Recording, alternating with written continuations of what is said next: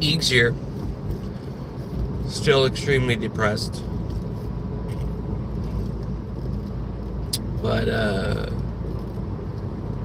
on the way to work, I guess. I woke up about 3 times in the middle of the night. Yeah.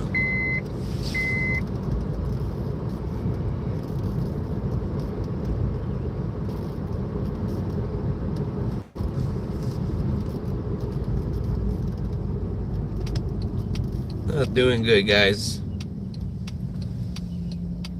I'm doing YouTube therapy. I'm very much struggling with the fact that I won't be able to see my bro again, and I'm doing this mental dance in my head, like, no, it's cool, it's fine, everything's gonna be okay. And then I think about it, and then it's not okay, and I keep doing this cycle.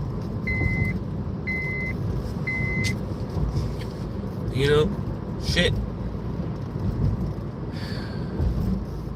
I just started sleeping better again, and started, getting paying attention to my health, and now the night terrors are starting again. And like, I was just so tired of feeling sad, and I've known this person my whole life, so it's not good. Like,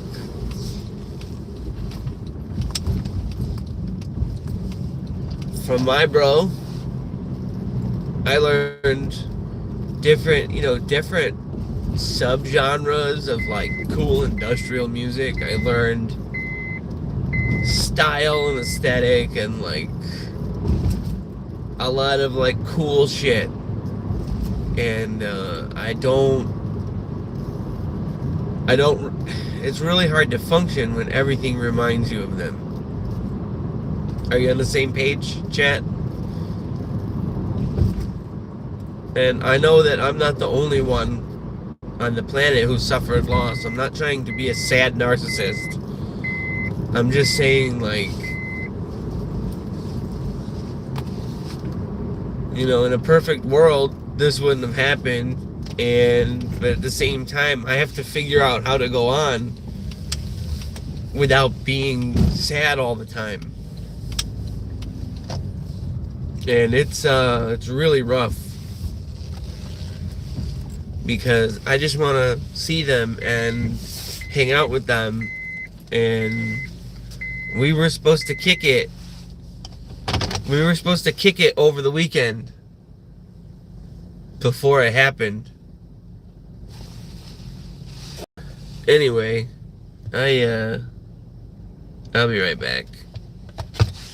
I gotta go get a fucking energy drink, dude. I need some Monster or something in my mouth.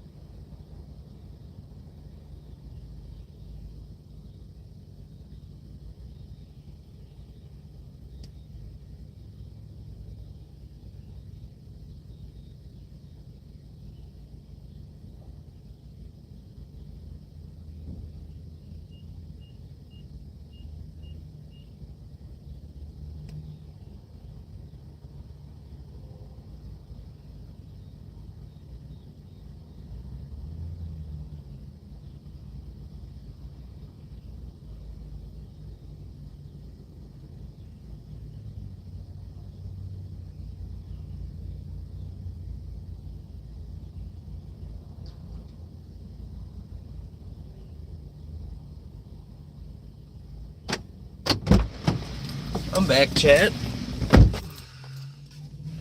Now, we're back here in the pit in E-Town.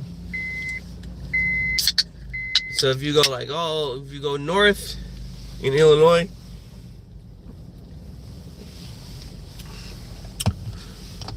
and then 30 minutes from the lake is Elgin. And it's like a small city. It's not a town. It's not a township or a village. It's a city. And that's why I want to do videos and show it around, because everything reminds me of him. And I like just driving these streets. Like, I don't know, do I have to move to a different state? Like, smoking weed isn't even fucking fun anymore. Like, have you ever just been hit with such a loss that, like, it's like, okay, well, why do I get baked? Okay, so now I feel a sunshiny feeling from the sativa, and I still miss my bro. And it's like the dichotomy of being sad and happy simultaneously is also crushing. So it's like, I'll take a fat dab and I'll be like, everything's alright. It's gonna be alright, but it's not alright. I lost one of my closest fucking friends. I don't know how to cope, YouTube.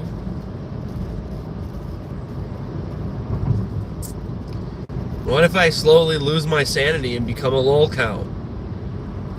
I just don't know how to continue from here.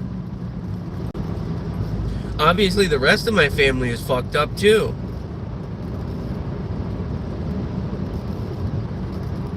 So, like, I'm not the only one who's hurting here, but I've been online, and I don't know if it's been helping me or what, but I've been online. I've been talking to other people on YouTube Live, and I posted a picture on my wall on YouTube of me and him, and just this is not the world I'm supposed to be living in. You know? It's super fucked up.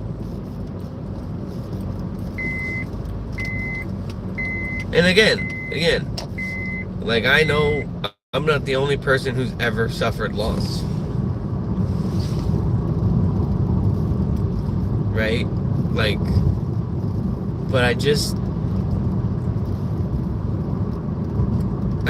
spoke with them, and I was like, hey, you want to hang out? No, bro, I'm gonna turn it in. I'm a little tired. See you next weekend, though. See you next weekend. Cool. And we never got to that weekend. I'm fucked up, you guys. It's no one can really say anything to help me right now, because it just happened. It just happened. It's still fresh, and I might be embarrassing myself rambling on YouTube Live, but I've done conventional therapy, my fair share of it, and right now, going to talk to a shrink or a grief counselor is not gonna pull this pain out of my mind or out of my heart.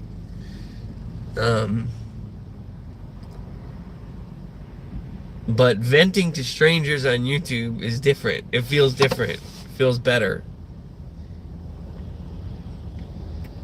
Because they're not getting paid to listen.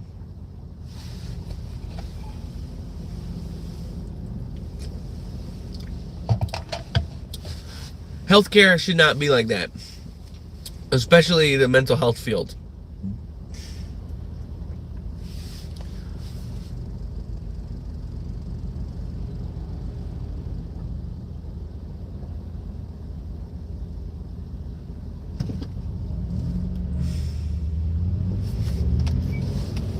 I don't know, guys. Like, half of my identity was formed around my older brother. You gotta understand this. And now, it's hard to listen to music. I was listening to like old System of a Down and like bawling my eyes out yesterday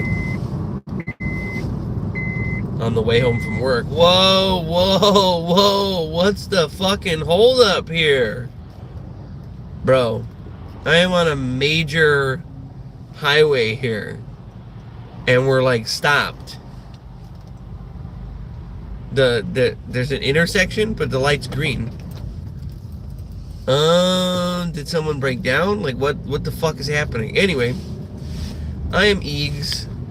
Good to see you, YouTube. Good to see you, YouTube. I am depressed and sad and ranting my thoughts at the camera. So, here we are. It's about 5:33 here in the lovely Midwest. And thanks for tuning in. Like, subscribe, or whatever the fuck. I don't give a shit. Right now, I also feel like dying. So, there's that. I remember when those Burger King, those promotional video games came out in like the mid 2000s. It was like 2005 or 2006.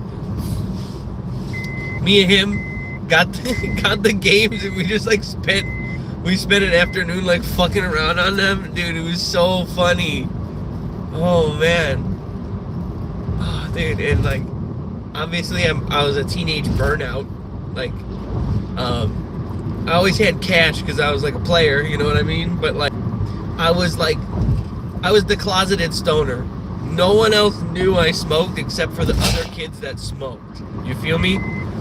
I didn't come out of the pot closet till I was older. I was like, oh yeah. And people were like, I suspected you did that when I saw your art. Like, but I digress.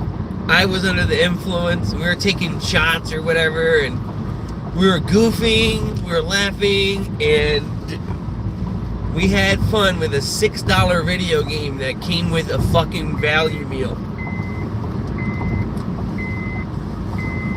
And you know what's fucked up? Is that we were supposed to hang out and play video games before this happened. And I was like rather looking forward to it. So I don't want to divulge too much about my own personal life, and I don't want people to like find me and geotrack me or whatever, but like I keep saying my brother, my bro, my guy. What I want to say without revealing too much here is that it's actually my brother-in-law who passed, and but my sister had been dating him since I was like, I don't know, 8 years old. So he was like my big brother, and like, dude, I remember it was so long ago. The only games out at the time were it was Nintendo 64, Sega Saturn, and PlayStation 1. And those were the hot games for a few years. Dude, those were the hot consoles, home systems. And then obviously on the early PC, the shitty ass Windows whatever, what games did we have? Obviously Marathon, and I used to play Marathon with him. Oh, those games were so good. And not the new extraction shooter bullshit. I'm talking about the terrifying sci-fi games. Anyway, I don't really know how to go on, and I was rambling at the beginning of this video like about my sleep cycle, and I had just gone through a huge change in my life, and my wife and I were separated, and you know, we're not divorced, but we still care about each other. But like we couldn't afford the house anymore, and we had to figure something out. So we moved to 2 different places, and I'll leave it at that. Kind of feeling like a piece of shit already, right? Then this happened, and now sleep is like I don't know. I go to sleep, and then when I go to sleep, everyone is still alive, and then when I wake up, that crushing reality sinks in again, and it's like torture. Like, I don't do it on purpose. Not to compare my best bro to an animal, but when my favorite dog passed away a couple summers ago, I felt the same thing. I would go to sleep, and when I went to sleep, they were alive still, in dreamland or whatever, you know. I don't understand the subconscious. Definitely I've done enough mushrooms and acid to understand the subconscious to that degree, you know. I wonder if an ego death would have helped my brother. That very, very well possibly could have been it could have been an entheogen intervention, but that never happened. And so I don't understand how the human mind works, but like when my favorite dog died, I was like, oh, I'd go to sleep and I'd be like throwing him a frisbee. And then you like wake up and you're like, fuck. Well, that happened with this in the worst possible way. Is that I woke up because I was severely ill, right? And I had like the flu. And I was just getting over it and my fever broke. And I woke up and I was like, that was just a nightmare. Okay, that's cool. That was just a nightmare. And then I had seen the text I had sent my wife about it happening, and then it was real again. And that was the first night. So I was so fucked up the first night. And then a song was suggested to me. What is with all these police everywhere? Honest to fuck. I just passed like 7 cops, and all in different places.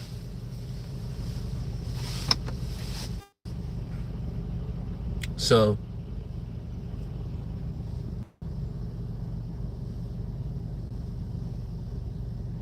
I don't know what to do, chat. I had seen that clip of Billy Bob Thornton when he's talking about when my brother passed, and he's talking about like how losing, like he was like, it's one thing to fucking lose somebody, like maybe if it was later in life, but especially when you have things planned.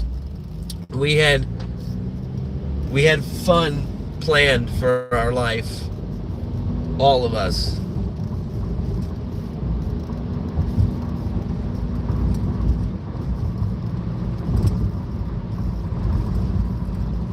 And like losing someone before they're like of old age is losing someone in general is fucking bad, but like before they're old, dude, I'm fucking, I feel like I want to jump out of my skin.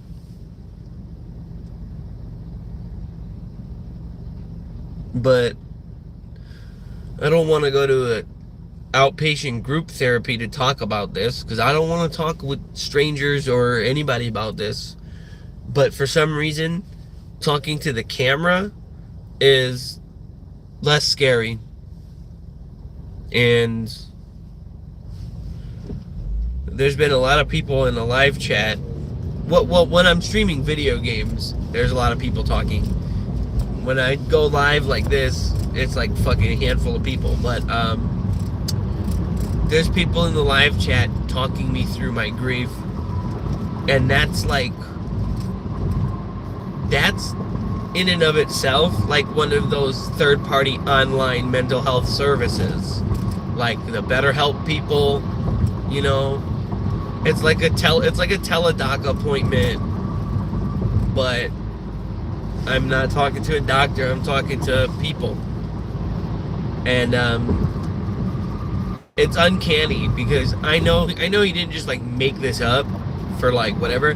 There's some other small streamers like with only a certain amount of viewers, right? And like, so when you thumb through them, some of their content's really good. There's like this one hippie guy who's around my age. I think I'm a year older than him, and he like sits in his car and talks to people, and he talks about life, and then he'll like sit next to a stream and do a painting or whatever, like a kind of like a pretty zen guy, right? Okay, he's like one of those laid back dudes, right? And I banter with the guy because he interacts with his audience. Sometimes I banter with him, and I had told him what happened, and he right away was explaining to me that he lost someone like that. It happened to be the same family member, right? Same title. And he was like, dude, everybody's telling you everything's gonna be okay, right? And that's what they're saying. He goes, when it happened to me, he goes, dude, right now is not the time. Oh, it's okay. Now is not the time to sugarcoat. Now is not the time to suppress your feelings. He was like, dude, what you lived through is fucked. And he goes, how do I know that? He goes, I'm empathetic, but also I went through that too, and it was also fucked. And he goes, part of me will never be the same. And being ADD as fuck here, going back to the Billy Bob Thornton clip, he says, when my brother died, it imparted a melancholy in me, a melancholy that will never go away. And he said, without my brother here, I am at any given time, I am 50% sad and 50% happy. He's like, I want to live my life. I want to go on. Like, I don't want to die also. But at the same time, living here without them is like being dead. And that was profound. You know? Because that's how I feel right now. 50% sad. Like, it's not just, oh, this is the person that my sister married. This is like my older brother since I was 8 years old, 9 years old. Okay? We're talking the formative years, not just some random jerk off, but like someone who picked me up from school, played video games with me. Well, when I was an annoying little brat, like fucking kind of put up with me being like a 10-year-old asshole, and then going to middle school and becoming a pothead, and like all these fucking things in my life, and like the concerts we went to, the industrial shows and the hard rock and metal shows, and man, and we saw Rammstein, and oh man, like,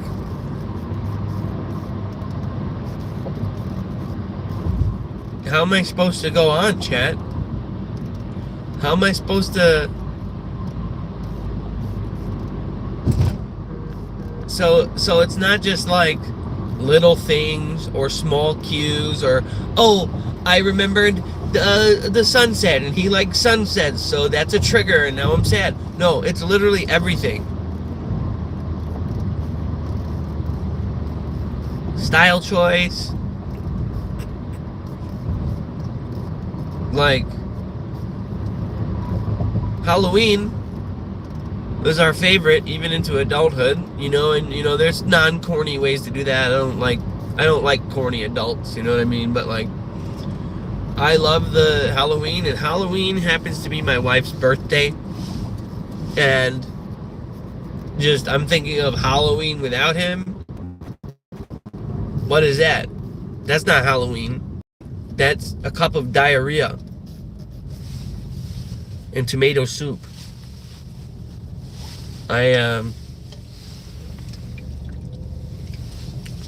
I guess this is one of my more vulnerable and embarrassing live videos. And it's not even about me and my personal health problems.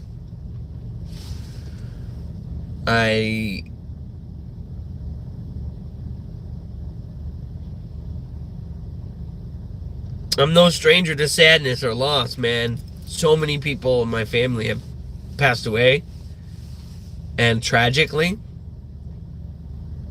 But this one being an immediate family member, I'm struck. I'm stricken.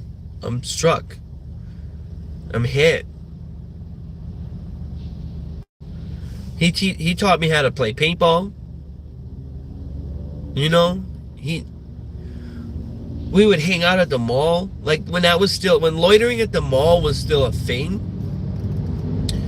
You would go to EB Games before GameStop bought them and shit. And you go to EB Games, you can get you a sweet deal on like what generation was it? It was Xbox. It was Xbox and PlayStation 2, right? Or PS3. It was whatever it was PS3 and Xbox, I believe, was the era. And it was still culturally relevant to go to the mall and hang out. But we didn't just go there to loiter all the time. We would be like, hey, I need to go get this video game. And instead of going to a superstore like a Target or a fucking Walmart, and instead of going to like a standalone GameStop or whatever the fuck, you would go to that EB Games that was still active. And there were still a bunch of EB Games after GameStop absorbed them all. Like, they didn't switch them all over right away. So, like, there were deals to be had. Who remembers, so, it was like Funko Land, acquisition of another company, and then GameStop bought Eages, Electronics Boutique. Electronics Boutique was great because they had everything.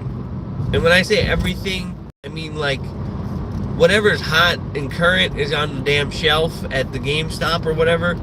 At EB Games, they had big box PC games. Alright, so they had the big box PC games with like the strategy guides in them and the cool artwork. They had like games from all, like, you can go get a Sega cart, you know? And, is my live feed that fucking bad that people just click off this shit, or am I just that not interesting? I just really want to get through the workday so I can go home. I've never felt this reclusive in my life. I like to go out, and I like to get stoned as fuck and go do shit. I like to go to the nature paths. I like to do all these things. All of it reminds me of them. Even my favorite walking paths here in Illinois. They introduced me to so much culture. Like, they showed me, like, hey, have you had sushi? And I was like, I don't know, 12 or 13. And I was like, sushi's the raw fish, gross. You know, like, they taught me, like, culture around the world. And, like, I don't know. I was less of, like, an industrial skater hood rat. And, like, they just taught me a lot of stuff. And it was high time, no pun intended. It was my time as the younger sibling to return the favor and to hang out with and help. And I had no idea what what they were going through in their life. Look at this trash. Oh, you missed it. He had his turn signal on, but it must have been my mistake. I was gonna be like, look at this trash. Here's one of these little ghetto parts in Illinois that we gotta drive through to get to work.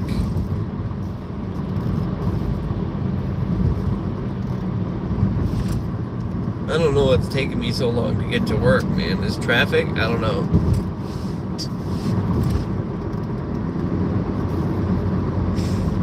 So, you know, I'm just very worried for my family and his family and everyone who was a friend or acquaintance. His Discord server, everyone on the gaming stuff, the gaming groups that he was with, they're all saying wonderful things and they can't believe it. But I don't know how I'm supposed to fucking ever be happy again. I'm not exaggerating. That's the worst part. I wish I was exaggerating. And I'm not. What the fuck do I do?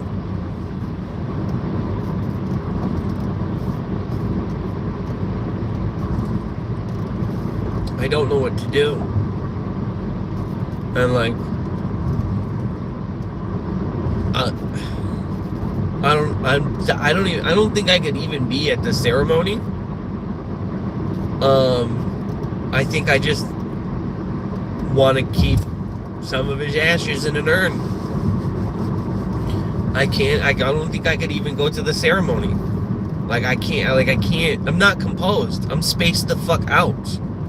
I'm not, like, in other times of sadness, I felt, oh, should I write a speech and say something? Oh, maybe I can be the strong one here and say something for everybody to help relieve them. No. Once I see other people crying, I'm gonna lose it. I can't. But I mean, even some of the other small YouTubers that are in the same boat as me, like not that many subs and just kind of like not a casual, but like it's a hobby. It's not like I'm trying to make money off of it. It's just kind of, I play video games and do silly shit, so like it's like a no-brainer to like upload said video game footage and silly shit, you know, because there's a handful of friends from my time on Xbox Live that said, hey, you know, like, if you play Gears, I'll watch it. So, you know, naturally, I returned to the internet after a long hiatus.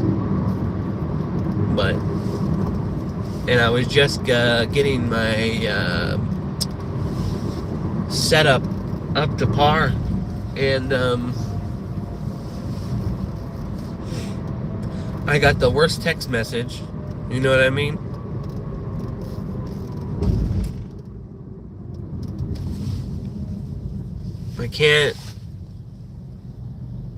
I can't stop thinking about it. Hey, what's up? Tap the screen 2 times because I feel like a zombie. Please.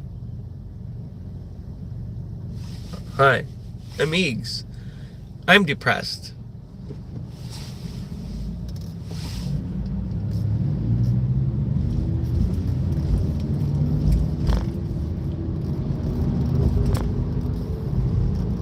Watch, it hasn't been picking up the audio the whole time. I put my shit in this metal hard case. It's suspended in like this waffle pattern rubber shit, like the sole of a shoe, but softer and gummier. And then the 2 metal panels screw together and like hold said mesh shit. so that it's like a real tight fit.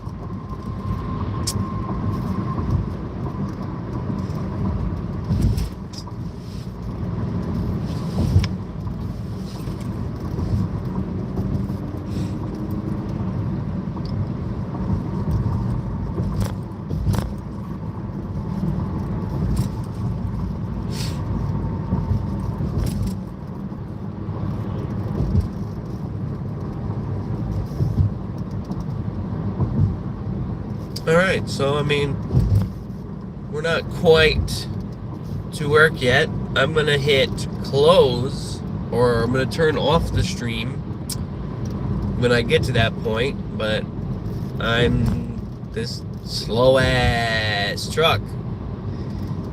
It's okay, I'm gonna stay behind the slow ass truck. There's nothing wrong with that, but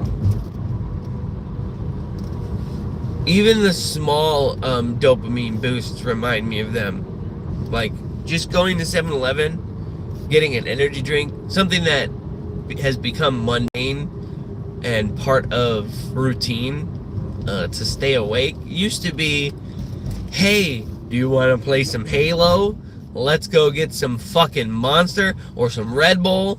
Yeah.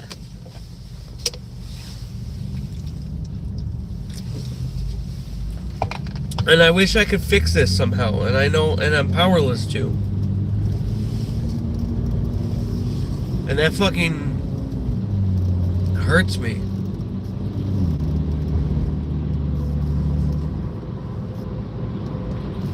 So,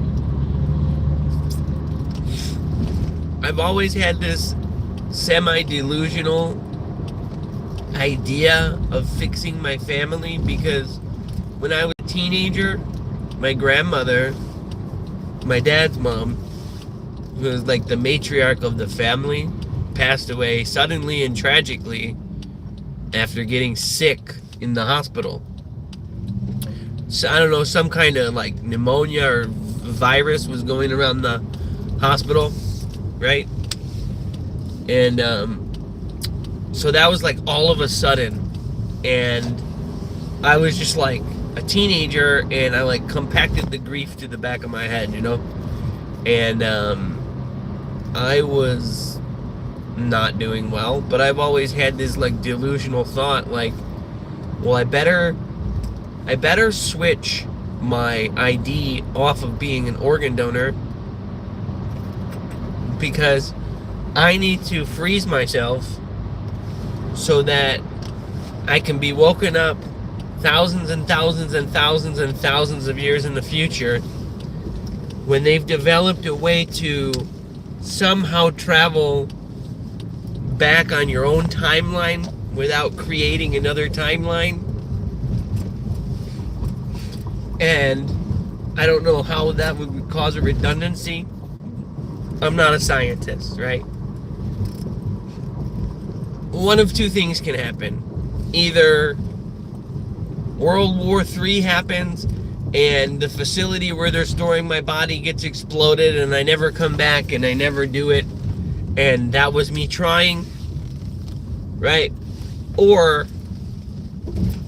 I do get awoken and revived thousands and thousands of years in the future, and I do get to go back, and I do get to fix my timeline, and I do get to Doctor Who that shit.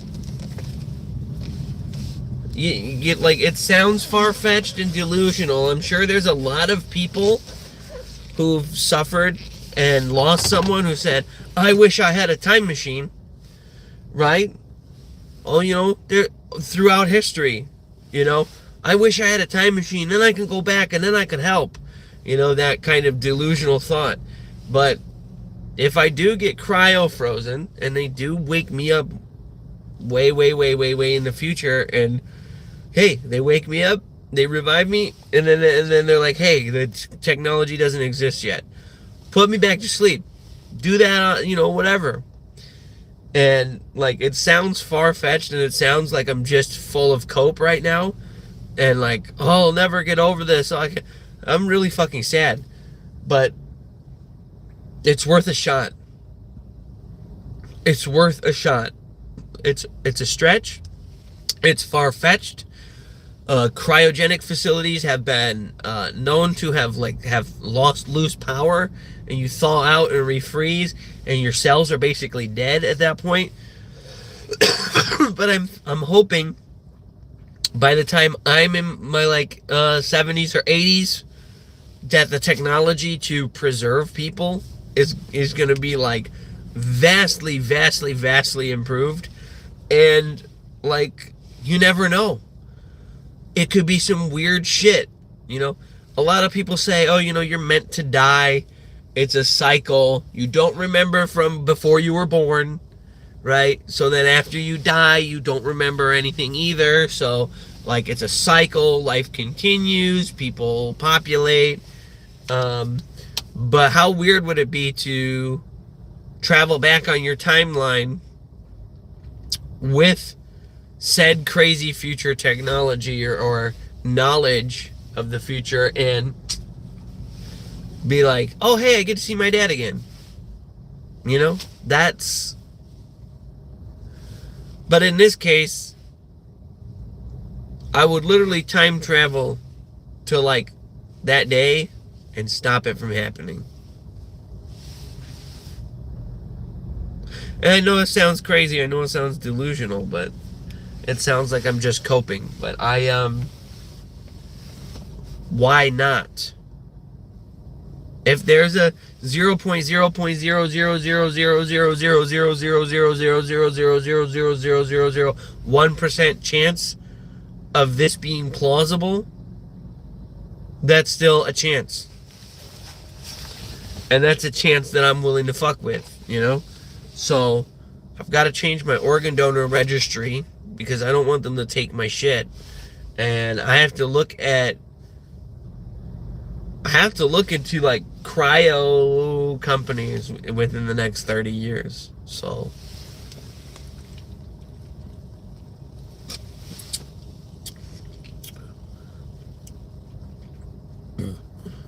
it sounds fucking weird.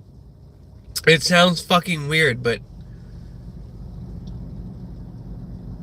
if I can do that, I can save my family.